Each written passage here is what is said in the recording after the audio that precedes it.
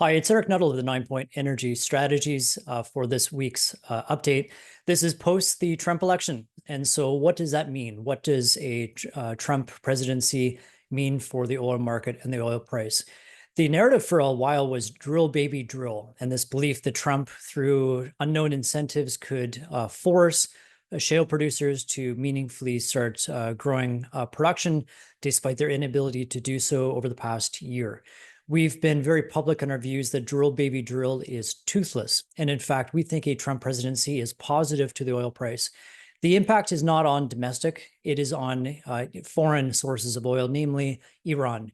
We expect the Trump presidency, under the leadership of Mr. Hooks from the State Department, a prior very hawkish gentleman, to enforce their own sanctions, come down like a hammer on Iranian exports and Chinese buyers of those barrels, reducing exports by as much as 1 million barrels per day, tightening the market. We do expect over time that Saudi and the UAE will make up for those barrels, but given prior experiences involving Trump and Iranian sanctions, I think the saying, I'll believe it when I see it, will be in full effect. And OPEC Plus remains very vigilant and being preemptive, proactive, and precautionary in their views towards releasing further barrels in 2025. We also had the news that OPEC is deferring the voluntary return, or sorry, the 8 members within OPEC are deferring the return of the voluntary cuts. They'll be meeting ministerially at an official OPEC meeting in December, on December 1st. Our expectation is the return of those barrels will be further deferred to Q2.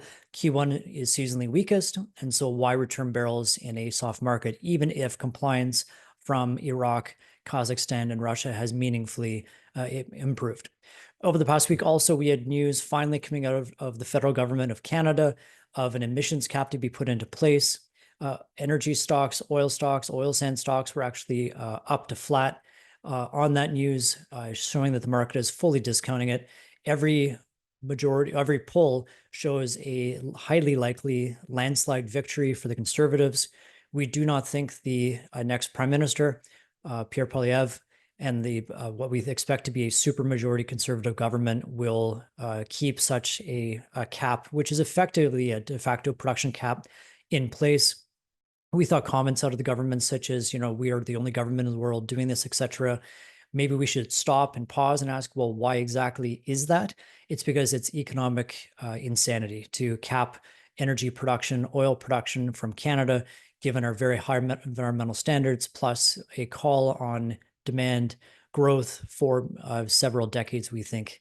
And so that's a wrap. Our view is, as of today, global oil inventories are at their lowest levels in recorded history on a seasonal basis. We had commentary out of actors such as Saudi Aramco from their quarterly announcement, saying that they see an improvement in Chinese demand. They see global oil demand hitting an all-time high this quarter of about 106 million barrels per day.